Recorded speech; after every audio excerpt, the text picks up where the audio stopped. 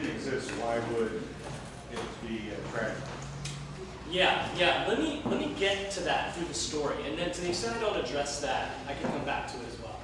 But it really starts with my story about 3 years ago. My family and I were moving back to Boise. It was the middle of July, so it's like 6,000 degrees outside. And regularly my wife and I are saying, we need to get out on a boat, let's get out on a boat. The challenge was that our families had since sold their boats. Easy problem to fix, there are rental companies out there, so we started to look around. We knew what it should cost to rent a boat. And then we'd look online, in some cases we had to reach out to folks over the phone, and we saw what they were charging. And that delta initially was enough where we said, do we really want to do this? Are we sure? And we actually left and said, no, we'll do it next year. There's a lot going on. We'll do it next year. Another week went by and we said, well, actually, we'll do it. Fine. We'll pay the high price. Then we call back and there's no availability. Good luck finding at the end of July that thing. It could be a boat. It could be a handful of other things. You're not going to. So even if you were willing to pay, you've got to plan well in advance. And the last challenge we had in the process is that it was really inefficient back and forth. I couldn't complete the process online.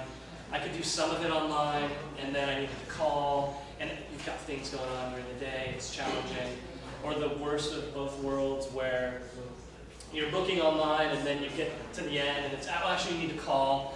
It's like it's 9 at night, I don't think people are going to answer my phone call. So it just got us thinking, is there a better way to do this? And I'll fast forward through the market research and whatnot, but the summary is, this isn't just a Boise problem. This is an issue we found across markets. Every market we looked at had this same issue of price, of availability, of inefficiency in going through the actual booking process. The other thing is that this isn't just about boats either. So we found this to be the case for boats, for RVs, for jet skis, etc. So then the question is, well, what are you actually going to do about it? And we got to a point where we said, this is a big enough problem, and there's a big enough addressable market to this, where we actually need to do something about it ourselves. So we built Outdoor Toy Share. You can check it out at outdoortoyshare.com. We've essentially automated the rental process, so you can do it all quickly and easily online. There are folks that don't want to do that. We have people that can help over email or pick up the phone and give us a call, but a lot of people appreciate being able to do this stuff in the convenience of their home at night. It takes 3 minutes. The value proposition, getting back to that initial question, is we're making this type of fun more affordable. That's where we started. It's with the renter. We do that in a couple of different ways. We do that by providing a broader range of inventory than you traditionally find in a rental market. And it's also about the volume. Like over a longer term period of time, we'll be bringing more inventory to the marketplace. The same demand and more supply, you see price come down, right? So that's the value proposition for renters. Again, back to this question, so what if you didn't exist? So it's nice for renters to have more affordable options. I'm hopeful we can make the market actually bigger by making it a little easier for folks to get out there and do this. Not a lot of people, even those that are interested enough to buy it if it's easy, they might not want to sit through and wade through websites, calling people. It might just be enough of a barrier where there's not interested. But where there's a really compelling difference is for owners. So right now, owners can't participate in the rental process, and we're sort of democratizing that for owners. So they can now participate in an otherwise lucrative space. To give you a couple of examples of what that means, what that looks like, we have an owner here in Boise who just booked their 63rd rental day in 2016. So he'll net over $6,000. And so we're shifting, with folks like that, we're shifting the paradigm of ownership, where you can continue to use this as much as you want. And when it's not otherwise being used, when it's otherwise sitting, you can rent this out to cover all of your costs for 12 months and make thousands of dollars on top of that. I expect we'll net $8,000 on our boat this year, which we bought as kind of a case study. But we'll pay for that boat in 3 or 4 years, and all the while we're still using it ourselves. So really, I think meaningfully transforming the space. You hear the adage of boat owners that the best 2 days of ownership are the days they buy and the days they sell, right? We're changing that paradigm a bit to, ideally the third is that day they find out their toy share and they can make the math work around ownership. So that's value proposition for renter and owner, and then for us, we're as excited about what we do with the money, which is giving away a meaningful chunk of that to related nonprofit organizations that align with our business.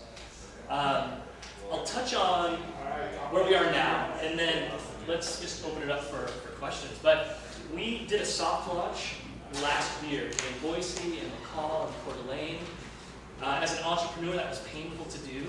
When you read the startup literature, you hear things like spend a 50-50 balance on product and marketing. And in a lot of ways that works, and the Lean Startup stuff is awesome. The challenge for us is, not unlike other businesses, but trust is very important. It's also, when you look at the product, we're asking owners to entrust us with their 20, 30, 40, in one case, $107,000 asset. We wanted to make sure that the trust was there, that the product was something we were really proud of, that the processes were ironed out before we started to push marketing. And we did that because this is a different proposition than a $20 a month SaaS solution, where some early adopters might be totally fine with running into some bugs and helping you troubleshoot that. An owner of a $60,000 RV is, in our opinion, a little less open to helping you troubleshoot with some things that are going to make them a little uncomfortable. So we spent last year with a good release of the site, the functionality. We made some tweaks as we went and throughout the slower time of the year, got processes dialed in. So we really just started marketing within the last month. Again, we'll be in Boise and McCall and Coeur d'Alene. We have an affiliate program where in the coming weeks we'll be launching Las Vegas and Phoenix in a meaningful way. So we're excited about the progress that we've seen so far, which leads me to the last piece. So if this is something as a renter or an owner you're interested in, or you know people that would be, certainly tell them about what we're up to. And if that's not the case and you would just like a GoPro, we're giving one away this month. Check us out. Facebook is probably the best place to do that. You'll see a little post. It's quick and easy to sign up. And it's one of the many giveaways we'll have throughout the summer. So again, there's plenty more. I'll pause there. It's a small group. If there are questions, let me know. And go from there. Yeah, please. So you've got kind of a variety of things that could be rented. Are you looking at potentially like motorhomes and things of that sort too? Or are you thinking only action sports? And what's your area? Yeah, it's a great question. So the question, if you can hear, is just what are you focused on? Right now, we're really focused on boats and RVs. There's also jet skis. There's the potential for this to be broader. So if you go to the site today, you'll see that you can add ATVs and UTVs. You can add snowmobiles. We just don't talk about them as much at this point. So we tend to lead with boats and RVs. People get to the site, they see that, and we often hear, hey, I rented your boat today, but I've got this ATV. Is that something I should add to the site? Or this snowmobile, should I add it? And we tend to talk about those things in that sort of order. Yeah. Who handles insurance? Great question. Yeah, so I should do a better job of articulating what we actually do, right? So we allow owners to rent out their stuff. The value that we're adding to the process isn't just the marketing of the things and creating a marketplace, but we're screening renters. We're doing that online. We're also providing insurance, and we do it in a turnkey way. So you sign up, you book your rental, and 2 days before your reservation, the owner and renter get an insurance card. You'll find other places that say, hey, good luck, here's a place where you can meet. We don't provide insurance. Or sometimes they'll say, maybe talk to these guys about insurance. But again, with trust, I'm a boat owner. I don't want to put our boat anywhere that's not insured. And there are a lot of nuances to the insurance. Some people think that their insurance applies, and you'll generally see it's explicitly, rental transactions are explicitly excluded. So insurance becomes a big deal, but we provide it as turnkey. It covers the renter, it covers the owner, it covers medical, etc. marketing and, what's worked for you and what hasn't in terms of getting all that? Yeah. So, when we first started, I don't think we knew the answer to that question. And so we play small bets. We try out a certain, I love a book like Traction that outlines the various distribution channels and ways you can play with that. So we make small bets to figure it out and iterate and see what worked and what didn't. And if a certain channel didn't work that well, or didn't align with our expectations of what we initially thought was going to work well, we make a change and continue to learn as we go. Where we're settling now is largely on the inbound side. So, our blog has been great from an inbound perspective with SEO. We do a little bit of SEM in certain particular places, but otherwise that can get expensive. Who are you charging to get revenue, and what percentage are you looking at in terms of getting revenue? Yeah, so right now, all of our revenue comes from a portion of the transaction out of the owner's end. So when you sign up as a renter, you'll generally find we're more competitive from a pricing perspective than traditional rental companies. And you'll see very clearly, here's the money that you're paying. So the renter pays nothing to us. It's free to sign up. There's no ongoing charge. We make no money from renters other than that they're the actual ones swiping the card for the rentals. We take a portion of the transaction from the owners. There are some other ways to potentially monetize this in the longer term. Those are on the horizon, but at this point we're solely focused on getting paid when a rental transaction has been completed. And what percentage do you think would be a marketable percentage to take from them? Yeah, right now it's 30%. And there aren't peer-to-peer options in the Boise marketplace, but there are others nationally that are doing this stuff. So there's an RV Share, there's Outdoorsy, there's Boatbound that are doing this. We tend to find that this is kind of a medium price point. Yeah. In Minnesota, there are 11,852 lakes. Yes. And you mentioned affiliate program. Yeah. I'm curious what that means. Yeah, so affiliate marketing, we have a great program with dealers, boat dealers, RV dealers, as well as a storage company, and there are certain organizations also that can kind of align well with that, where we have got a turnkey solution to help those folks monetize a customer list, to help dealers sell more. So we approach them and connect, and it's pretty turnkey. Our marketing team does the legwork to help spin up those marketplaces quickly. That's the driver for Las Vegas and Phoenix, as well as obviously the seasonality and the longer nature of those seasons. Those markets have been on the radar for a while. But yeah, does that help answer the question about what's the affiliate piece look like?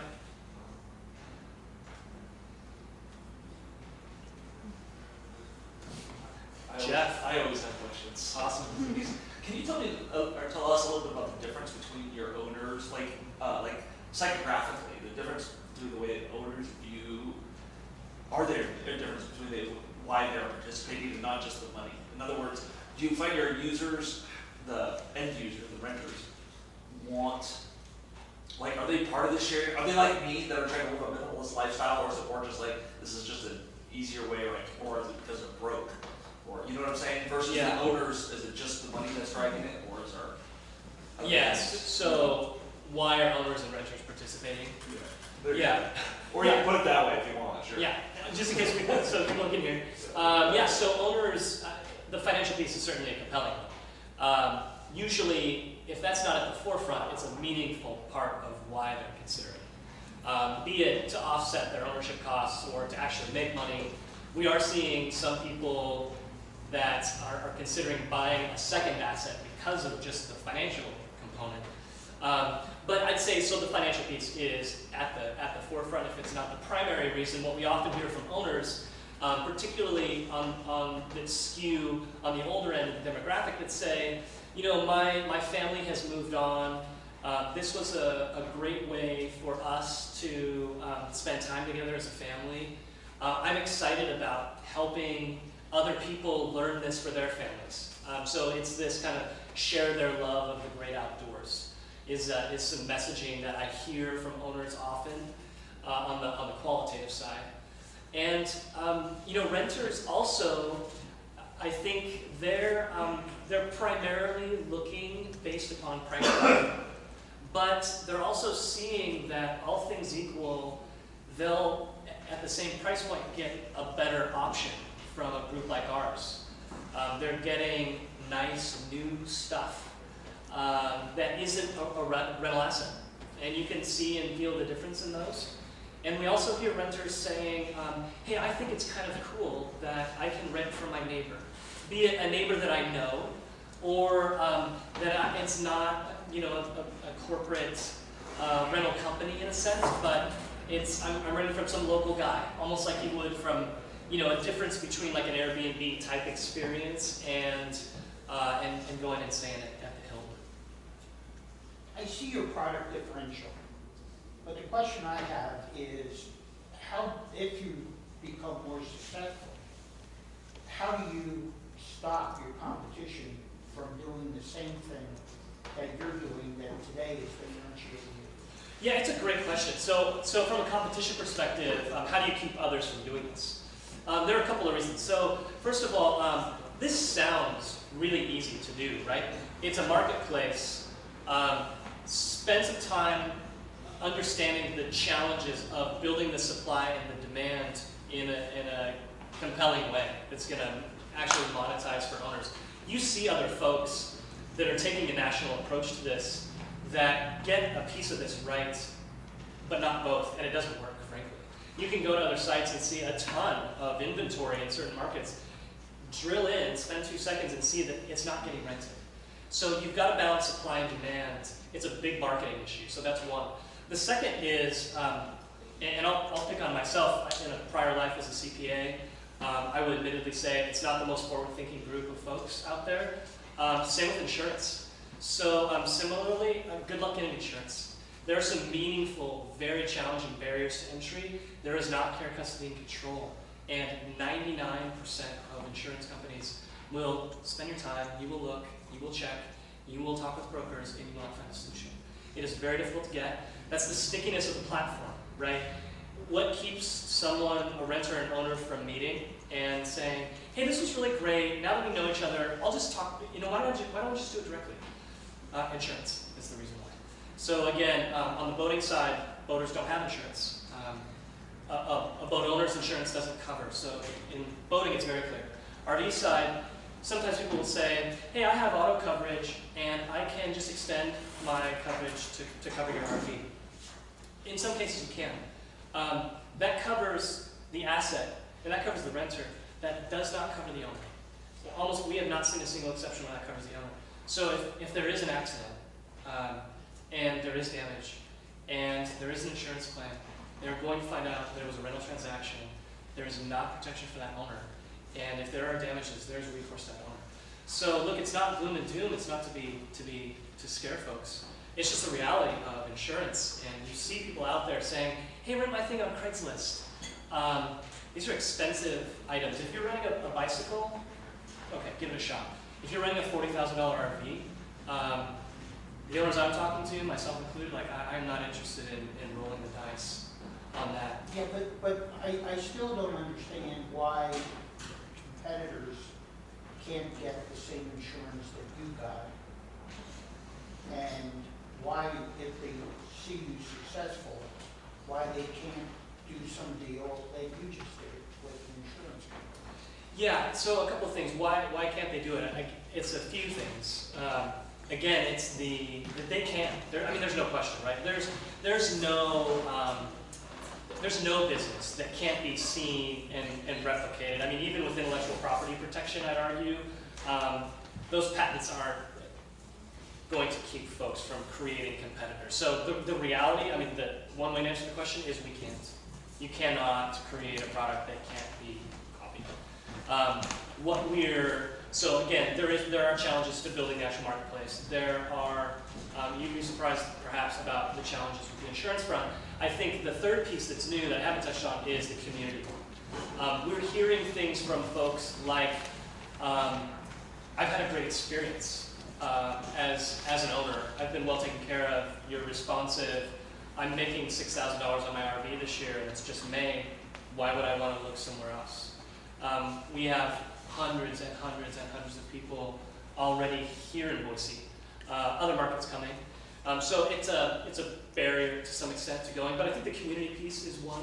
And you get a sense for that on the blog. It's not just about inbound marketing, but that's part of the vision, is that it's as much a community as it is anything else. So there's a similar company, not in your space, but in a rental space, the Scaling National. I'm an advisor, and I won't give the name, but they actually have a utility patent on the software tracking system. So is it a potential that that could add value to your company, obviously, if you've got a utility patent? Yeah, so I guess it depends on the specifics of what the technology is providing. But yeah, I mean, there are other ways to potentially monetize this. And yeah, there could be some value depending on the technology. It just depends. Any other questions? Have you mapped the buyer journey? In what sense? Well, as the progression over time occurs, how do buyers change in their attitudes, habits, preferences, and anything else? Yeah, so the question is, have we mapped out kind of what the buyer journey looks like over time? I think we have a good sense for initial personas that shape some of the UX that we're doing. It also shapes our understanding of how they're currently purchasing, both from like a demographic and from a psychographic perspective. What that looks like over time, I mean, it's something we're certainly interested in. I can't say today that I understand how that's going to change in a couple of years per se, other than to say that it's certainly something that we're looking at and we're monitoring pretty closely in terms of, and some of that's around lifetime value of customers and owners, preference, how we might monetize this, other services that are beneficial to those folks. Do you have any anecdotal experiences of inflection points though? In terms of how things are changing for those folks over time? Right. I mean, at some point, what's an inflection point from a buyer to an advocate, for example? Yeah, it's a good question. So I do have some anecdotal perspective. I think there are, some of it's about the nature of the person. There are people who find themselves getting excited and having a good experience and being willing to share that with other people. And we can provide some incentives and we can make it easy for folks to do that, and those things help. When you find the right person, those like early adopter and core folks, then that typically resonates and they're willing to share that experience with people. Some people have a great experience and that's great and they're happy, and it's not necessarily something that they're sharing with folks, be it online or otherwise. So we get good feedback, and sometimes it just stops there. So I think anecdotally, some of it seems to be the nature of the person, and maybe there's more we can do on the technology side to enable that.